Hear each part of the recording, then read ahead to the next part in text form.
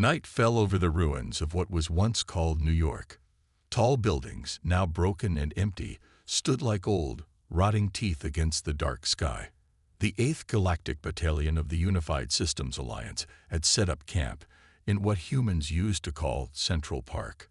The aliens had won the Great War 5 years ago. Most people thought all humans were dead. Commander Thrix sat by the largest fire, his blue-gray skin reflecting the orange flames. His 4 eyes, 2 large ones for day, 2 small ones for night, scanned the area as his soldiers gathered around. "Tell us another human story, Lieutenant," called one of the younger soldiers, clicking his mandibles with excitement. Lieutenant Krax grinned, showing 2 rows of sharp teeth. "You want to hear about their so-called heroes again? Fine." He stood up, his armor gleaming in the firelight. The humans used to tell stories about a warrior they called the Ghost. Private Mallow, the youngest in the battalion, leaned forward. Unlike the others, she had only 3 years of combat experience. Her skin was still bright purple, not yet dulled by years of battle. "They said this ghost could kill 50 of our best soldiers without making a sound," Krax continued. "They said he could live for weeks without water, survive in the burning deserts or the freezing mountains." He laughed, a harsh sound like stones falling. "Can you imagine?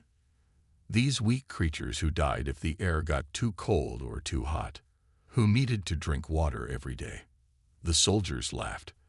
They all knew how easy humans had been to kill. Their soft bodies broke so easily.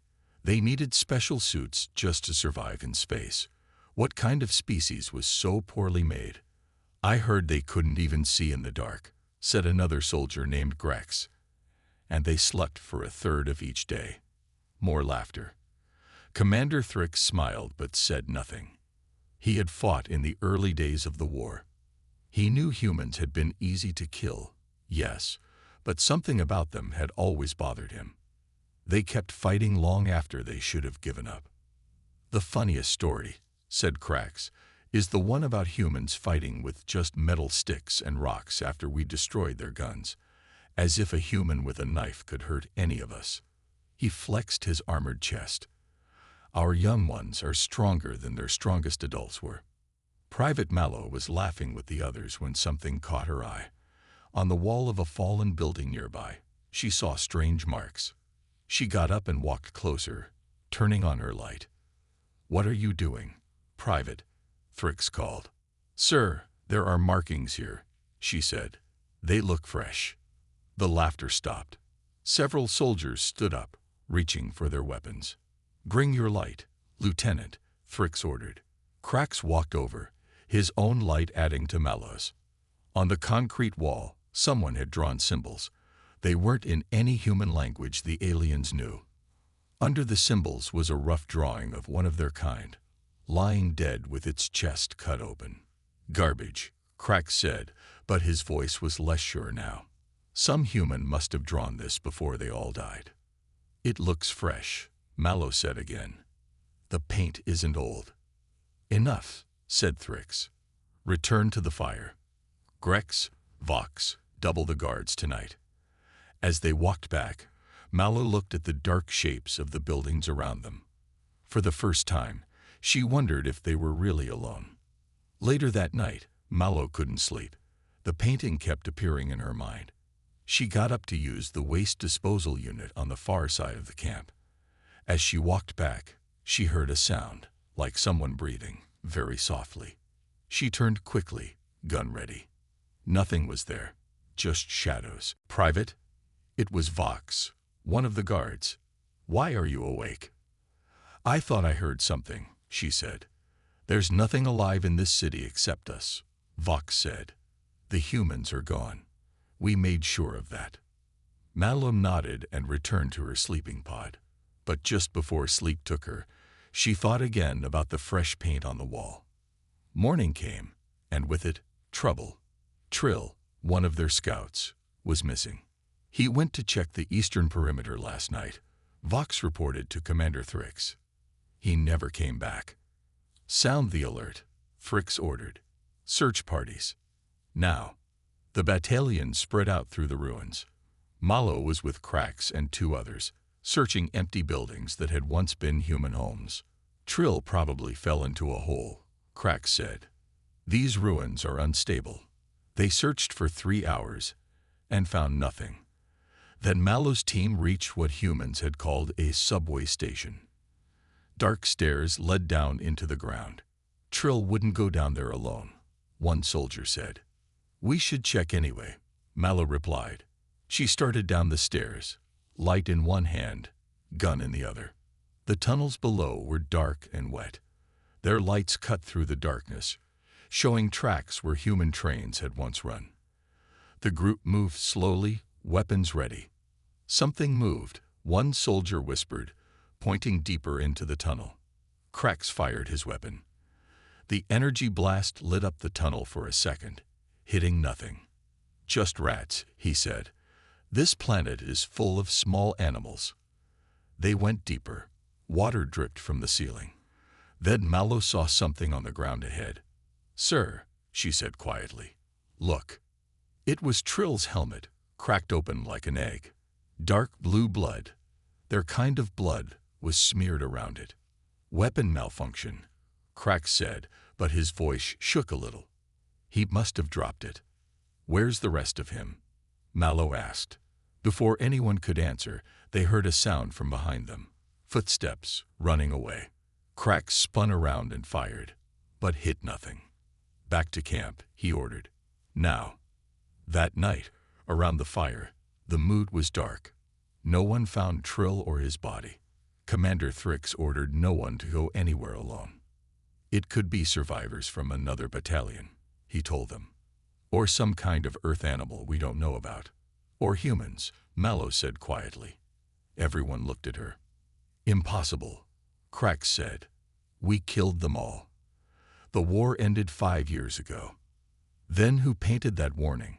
She asked. Who took Trill? No one had an answer. As darkness fell, the soldiers of the 8th Battalion stayed close to their fires, weapons ready. And in the shadows of the dead city around them, something watched and waited. 3 days passed with no sign of Trill. The 8th Battalion searched the ruins but found nothing except more strange markings on walls. Commander Thrix ordered his soldiers to stay in groups of 4 or more. No one went into the tunnels again. Private Malo couldn't sleep. Every night, she thought she heard sounds outside the camp. Soft footsteps, whispers, sometimes what sounded like laughter. But whenever guards checked, they found nothing. On the 4th morning, Lieutenant Krax led a team to search farther from their camp. Malo was with them, along with 6 other soldiers. They moved through empty streets where plants now grew through broken concrete. Commander Thrix thinks we should leave this city, Krax said as they walked. Move to the open lands where nothing can hide from us. When? Asked Malo. Soon. After one more search, Krax pointed to a large building ahead. That one. The humans called it a hospital. We haven't checked it yet. The hospital was tall, with many broken windows. Inside, it was dark. Their lights showed old human beds, strange machines, and dried blood on the floors and walls. The place smelled of rot and chemicals. Stay close, Krax ordered. Check each room. They moved slowly through long hallways, weapons ready. Malo felt like eyes were watching from the shadows. On the 3rd floor, they found something strange. A door made of thick metal, sealed shut. It leads underground, said one soldier who checked his scanner. Some kind of bunker. Open it, ordered Krax. 2 soldiers placed a small device on the door. It made a low humming sound. Then a blue light spread across the metal. The door clicked and swung open slowly. Weapons ready, Krax said. He went in first, the others following. The bunker was one large room with metal walls. It had its own power. Dim lights came on when they entered. In the center of the room was a human bed. And on the bed, stars above, whispered Krax. It's a human. The creature was male, thin and weak-looking. His skin was pale, his face covered with hair around the mouth and jaw. He wore torn clothes. His eyes were closed, but his chest moved up and down slightly. "He's alive," Mallow said in shock. Krax raised his weapon, aiming at the human's head. Not for long. "Wait." A new voice spoke. It was Vela, the battalion's medical officer who had joined their search team. "Commander Thrix will want to question him." Krax hesitated. "The standing order is to kill any humans we find." "That order is 5 years old," Vela said. "This may be the last human alive. Don't you want to know how he survived? How he hid from us?" After a long moment, Krax lowered his weapon. "Fine. Secure him and bring him back to camp." They tied the human's hands and feet, though he was so weak he couldn't have fought anyway. 4 soldiers carried him on a metal board they found in the hospital. All the way back to camp, Mallow kept looking at the human's face. He was nothing like the monster she had heard about in training. Commander Thrix was not happy. "You should have killed it where you found it," he told Krax when they returned. "Humans are dangerous." "This one isn't," Krax replied. "Look at him. He's half dead already." The human was placed in a small shelter at the edge of camp with 2 guards. Vela spent hours examining him, giving him water and some food. That night, Vela reported to Thrix and the other officers. Mallow stood nearby, listening. "He calls himself Jack," Vela said. "He speaks our language poorly. He says he has been hiding in that bunker since the war ended." "Alone?" asked Thrix. "So he claims," Vela said. "He's very weak. His body shows signs of long hunger. But there's something strange. He has fresh food in his stomach. Someone fed him recently." Thrix's 4 eyes narrowed. "So he's lying. Or he doesn't remember," Vela said. "His mind seems damaged. He keeps talking about them coming back for him." "Who is them?" asked Krax. "He won't say," Vela replied. "But he's afraid. Very afraid." Later that night, Mallow took her turn guarding the human. Jack sat on a small bed, staring at the wall. He was still weak, but the color had returned to his face. "Why did you stay?" Mallow asked him after a while. "Why didn't you leave Earth with the other humans?" Jack turned to look at her. His eyes were green, a color Mallow had never seen in her people's eyes. "Nowhere to go," he said slowly. His voice was rough, like he didn't use it much. "Ships were full. Only important people got out." "So you hid," Mallow said. Jack made a strange sound. A laugh, but with no joy in it. "At first, yes. Hid with others. Many others. Under the city." Mallow leaned forward. "There are more humans." Jack's eyes widened, as if he had said too much. He looked away. "They're all gone now," he whispered. "Dead or changed." "Changed how?" Mallow asked. Jack said nothing for a long time. Then, when the light in the shelter dimmed for night cycle, he leaned close to her. "They're not legends," he whispered so quietly Mallow could barely hear. "They're the ones who stayed behind. The ones who adapted. The ones who hunt." A cold feeling spread through Mallow's body. "What do you mean?" "They'll come for me," Jack said, his eyes moving to the dark corners of the shelter. "They always do. They won't let me leave. I've seen too much." "Who will come?" Mallow asked, her hand moving to her weapon. But Jack just curled up on his bed, shaking. "You'll see. When the lights go out, you'll see." Mallow stayed awake all night, watching Jack and the shadows. Nothing happened. When morning came, she was relieved by another guard and went to get some food. That's when the alarm sounded. 3 more soldiers had disappeared in the night. 2 guards from the east side of camp, and 1 who had gone to check the water supply. All that was left were strange marks on the ground, like something had been dragged away. And on the wall near where the guards had been, someone had painted a new message. It showed the alien battalion's symbol with a line drawn through it. Below, in rough letters, were words in the human language. "Leave or die." Commander Thrix called all officers to the command shelter. His face was hard as stone, his 4 eyes darting from one alien to another. "This ends now," he said. We are elite soldiers of the Unified Systems Alliance, not prey for whatever is out there. Lieutenant Krax nodded. What are your orders, sir? Thrix pointed to a map of the city on the wall. We divide our forces. Lieutenant, you will take 30 soldiers and hunt down whatever is taking our people. Focus on the underground tunnels. The rest will stay here and secure the camp. Krax placed a hand on his chest in salute. It will be done. Take the human with you, Thrix added. He knows something. Make him talk. An hour later, Krax's hunting party was ready. They wore full battle armor and carried the best weapons in the galaxy. Plasma rifles that could melt steel, sound guns that could burst organs inside a body, and flash grenades that could blind any creature that saw them. Private Mallow was in the hunting party. She didn't want to go into the tunnels, but she wanted to stay near Jack. The human was different from what she expected.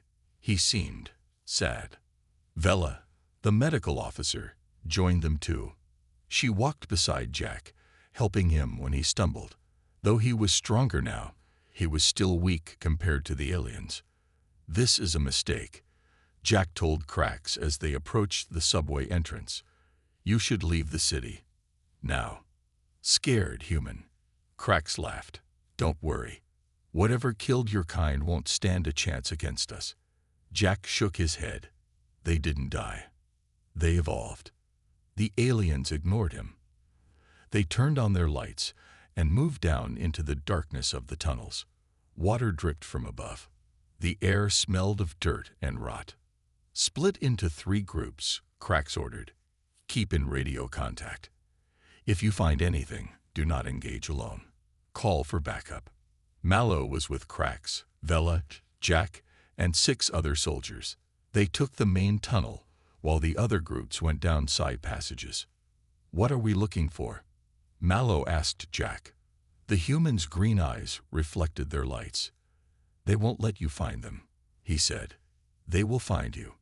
Be quiet, snapped Krax. Save your riddles for someone who cares. They walked for what felt like hours. The tunnel seemed endless, branching in all directions. Mallow noticed that Jack kept looking up at the ceiling and into dark corners, as if expecting something to jump out. The ghost isn't one person, Jack said suddenly, breaking the silence. It's what they've all become. Krax turned to him, annoyed. What are you talking about? The legends your kind mocks, Jack explained. The human who could see in the dark, who could live without water for weeks, who could kill silently. It wasn't one human. It's what humans became when they had to survive down here. Vela moved closer to Jack. How? Humans can't change their bodies. Not in one lifetime. Jack agreed. But there were scientists among those who stayed. They found ways to change faster. Drugs, surgery, genetic tricks. Each generation adapted more. They gave up what made them human to survive. A voice came through Krax's radio, breaking up with static. Lieutenant, found something. Need backup. Location. Krax demanded. East Tunnel, Junction 12. Hurry. That's Group 2, said one of the soldiers. Only 5 minutes away. Krax pointed forward. Move. Weapons ready. They ran through the tunnel, splashing through puddles of water. Jack struggled to keep up, with Vela helping him. When they reached Junction 12, they found nothing. Group 2, report. Krax called into his radio. Only static answered. Spread out, Krax ordered. Look for signs. Mallow moved along the wall, her light sweeping the ground.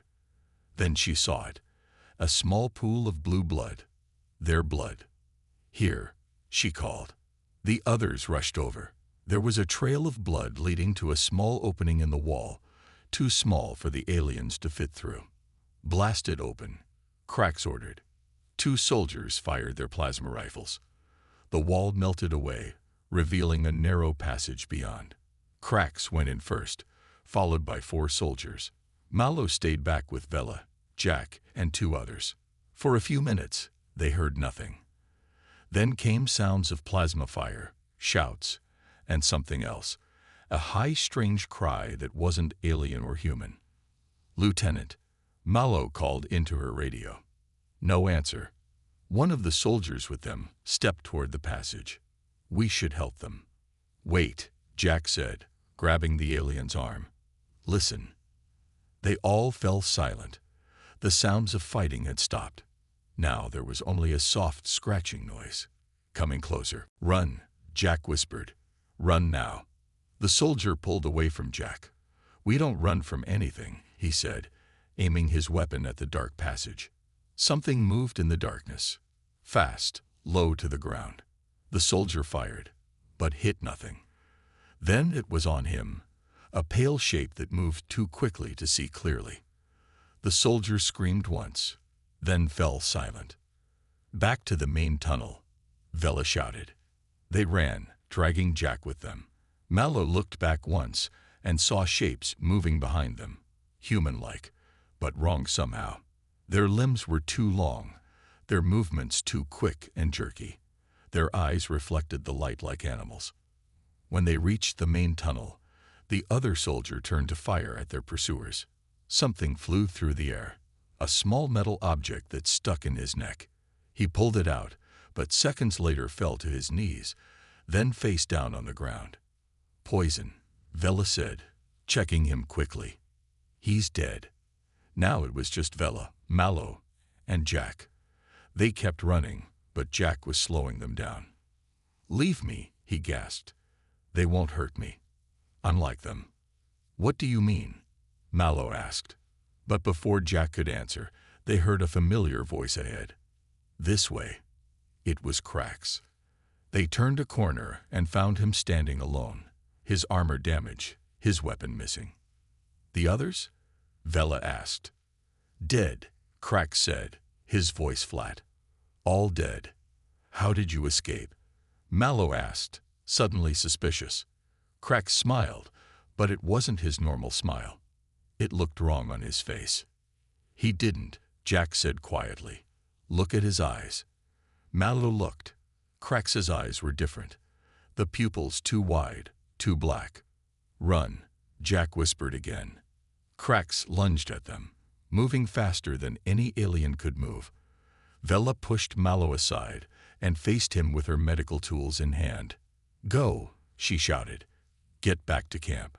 Warn the others." Mallow grabbed Jack's arm and pulled him down a side tunnel.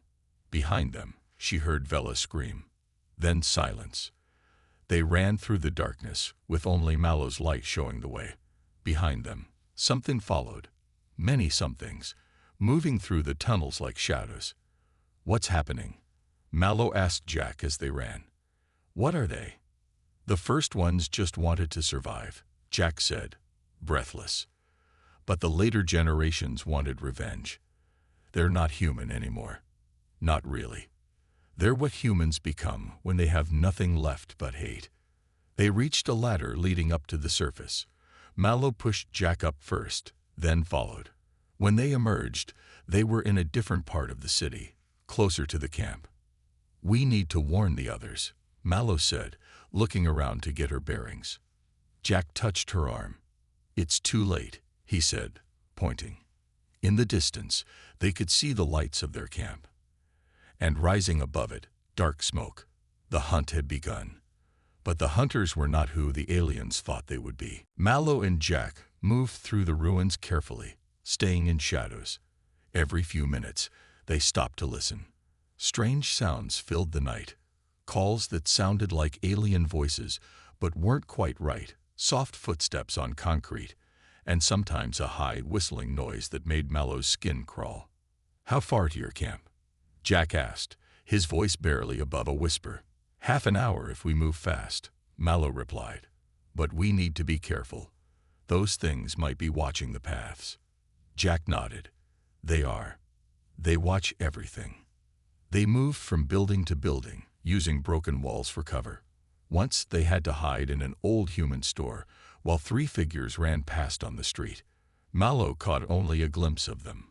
Pale skin, long limbs, moving on all fours like animals. "What happened to Krax?" Mallow asked when they were moving again. His eyes were wrong. Jack looked away. They have ways to control minds.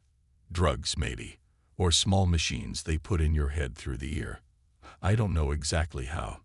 I just know what I've seen. How do you know so much about them? I was with them, Jack said after a long pause. At the beginning, when they first went underground, before they started to change. You escaped. Jack gave his joyless laugh again. No one escapes. They let me go. They used me to lure others. Mallow stopped walking and raised her gun. You led them to us. Not on purpose, Jack said quickly. But yes, they knew I would be found eventually. That's why they kept me alive in that bunker. They'd wanted your kind to find me. Mallow wanted to shoot him, but she needed his knowledge. Keep moving, she ordered, but stay in front of me. As they got closer to the camp, they could see the smoke clearly now.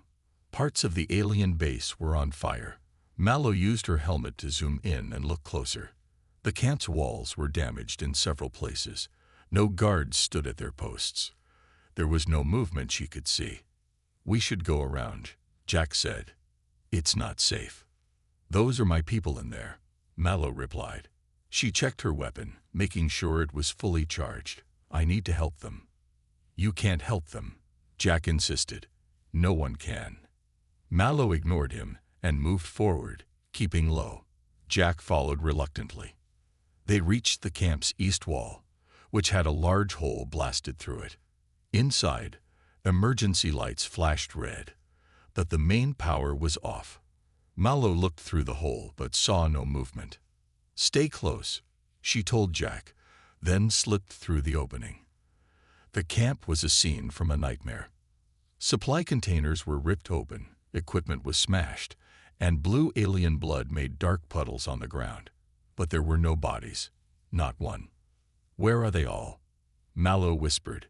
Jack looked around nervously. Taken below. For study. For food. For changing. They moved toward the command center. It was the strongest building in the camp, with thick walls and reinforced doors. If anyone survived, they would be there. The door to the command center was sealed shut. Mallow tapped on it in the pattern that all soldiers knew. 3 quick, 2 slow. After a moment, a voice came through the door speaker. Identify. Private Mallow, returning from Lieutenant Crax's squad. There was a pause, then the voice again. Alone. Mallow hesitated. I have the human prisoner with me. Jack. Another, longer pause. Then the sound of locks turning. The door opened just enough for them to slip inside, then closed quickly behind them. Inside the command center were 15 aliens, all that remained of the 60 who had been left to guard the camp. Commander Thrix stood at the control panel, his armor damaged, one of his smaller eyes swollen shut. When he saw Jack, he raised his weapon. Why did you bring that thing here? He demanded. He knows what we're fighting, Mallow said, stepping between Thrix and Jack. He can help us. Help us? Thrix laughed bitterly. His kind did this to us. They took 20 soldiers in the first attack. Then more. We killed some, but they kept coming. They move like shadows. Our weapons barely hurt them. Jack moved forward slowly, his hands raised to show he was no threat. I can help you survive, he said, but not if you stay here. We don't run, Thrix said firmly. Then you die, Jack replied simply. All of you. One of the other soldiers, an officer named Rax, stepped forward. Commander, we should listen. Our weapons are running low on power. Communications are down. The ship won't come for us for another 10 days. Thrix was silent for a moment, thinking. Then he turned to Jack. Speak, human. What are we fighting? Jack sat down on a metal box. When your kind came to Earth, most humans who couldn't escape went into the deep bunkers. But some scientists and soldiers chose a different path. They went underground, into old tunnels, caves, sewers. They took special drugs and machines to help them adapt. Adapt how? Asked Rax. To see in the dark, Jack explained. To live with less food and water. To be stronger, faster. Each new generation changed more.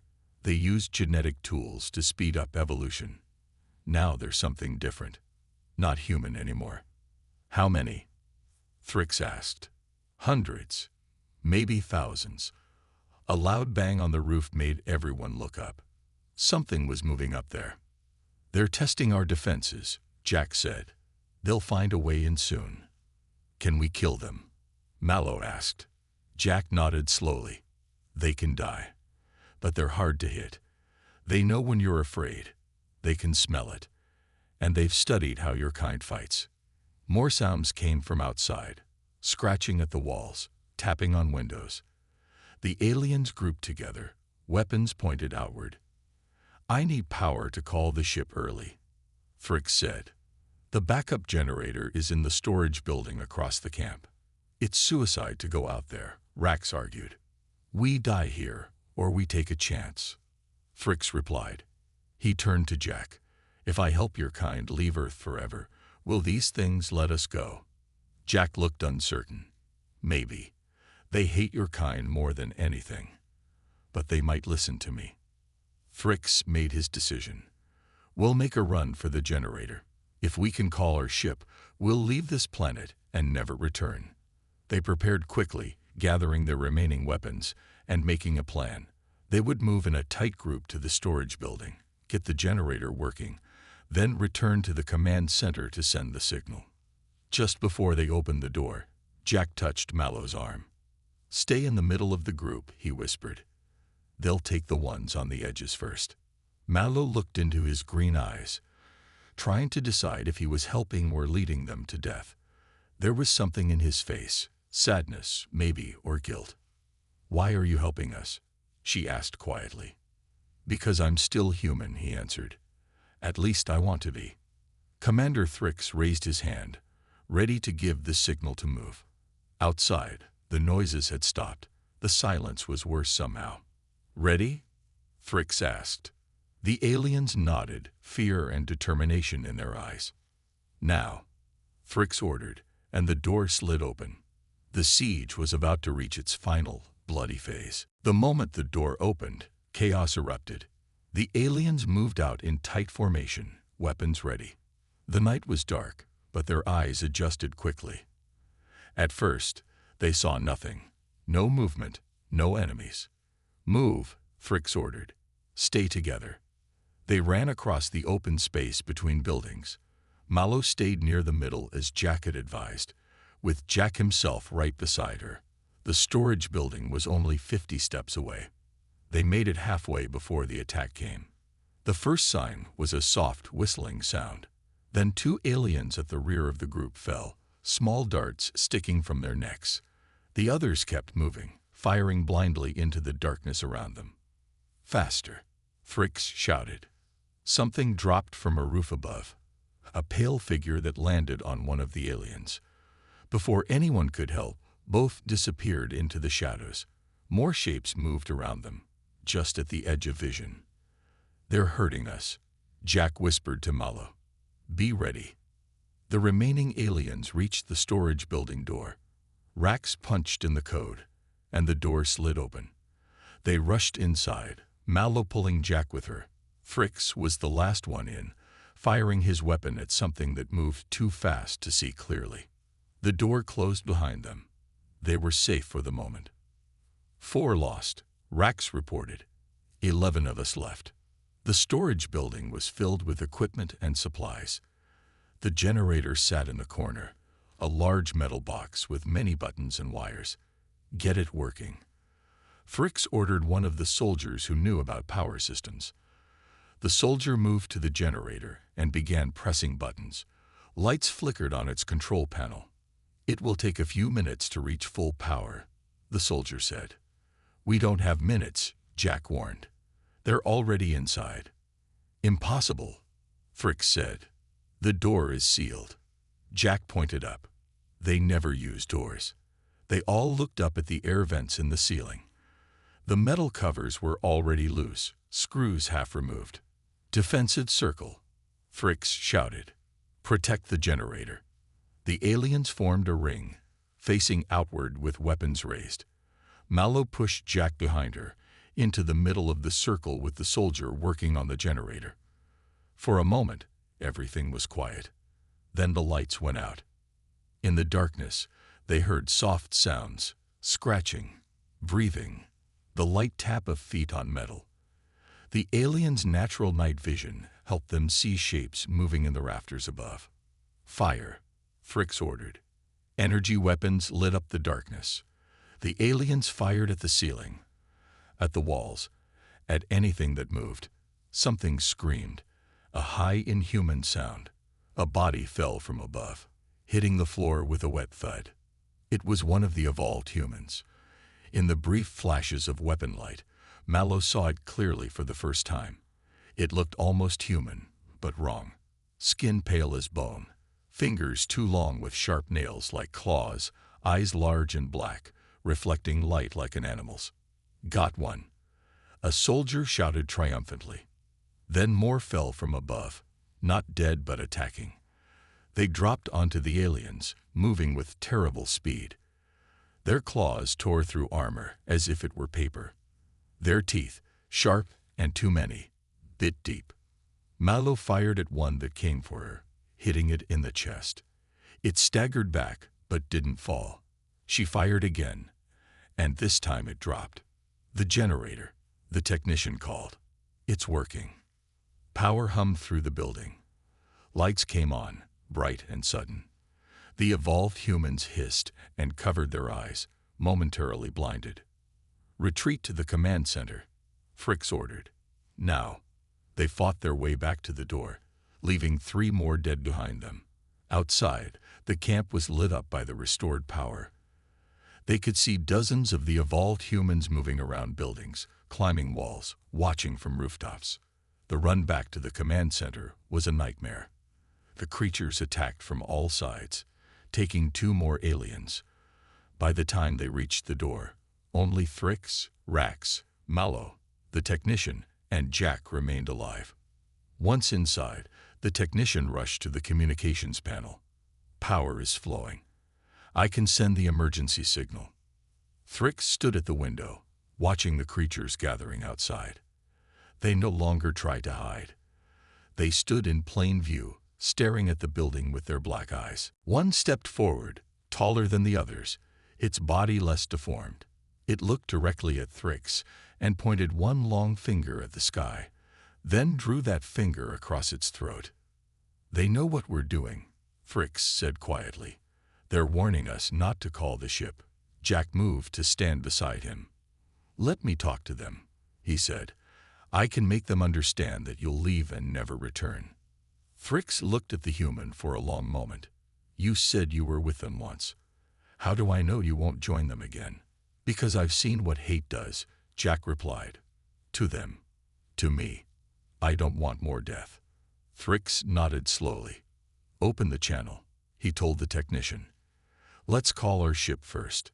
The technician worked the controls. "Channel open. Sending emergency signal now." The panel lit up, showing the signal was being transmitted. On the screen, words appeared.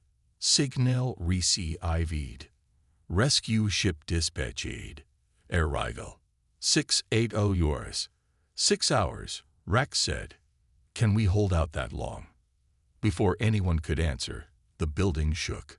The creatures were attacking the walls, the roof, the doors, all at once, with tools and weapons they must have taken from dead aliens. "We can't," Fricks said grimly. "Not against so many." Jack walked to the door. "Let me out. I'll talk to them." Mallow grabbed his arm. "They'll kill you." "No," Jack said. "They need me. I'm the last one who remembers what humans were before, what we should be." Fricks considered, then nodded. "Open the door." The door slid open just enough for Jack to slip out. The attacks on the building stopped immediately. Through the window, they watched as the tall creature approached Jack. They spoke to each other in a language the aliens couldn't understand. Minutes passed. Then Jack turned and walked back to the door. The creatures made no move to stop him. "They agree," he said when he was inside again. "You have 6 hours to leave. But there's a condition." "What condition?" Fricks asked. "You must spread the word," Jack said. "Tell your kind that Earth is forbidden, that it belongs to the things that live here now, and that any who come here will never leave." Fricks looked out at the creatures waiting in the darkness. Agreed. 6 hours later, a small shuttle landed in the center of the camp. The creatures watched from a distance but made no move to attack. The 4 remaining aliens boarded quickly. As the ship lifted off, Mallow looked down at the ruined city. Jack stood with the evolved humans, separate but not apart. He raised a hand in farewell. "We should have listened to the legends," Mallow said quietly. Fricks, staring at a recording device in his hand, nodded. "No one would have believed us, but they will now." 1 month later, the recording was played before the Unified Systems Alliance High Command. It showed clear images of the evolved humans, their strength, their speed, their merciless attacks. The images shocked the military leaders into silence. That same day, Earth was declared forbidden territory. Warnings were sent to all ships. No one was to approach the blue planet ever again. A new legend spread throughout the galaxy. The legend of a planet where humans became monsters, and monsters became legend. And on Earth, in the darkness below the ruins, the descendants of humanity continued to change, to evolve, to prepare, in case the stars ever brought enemies to their home again.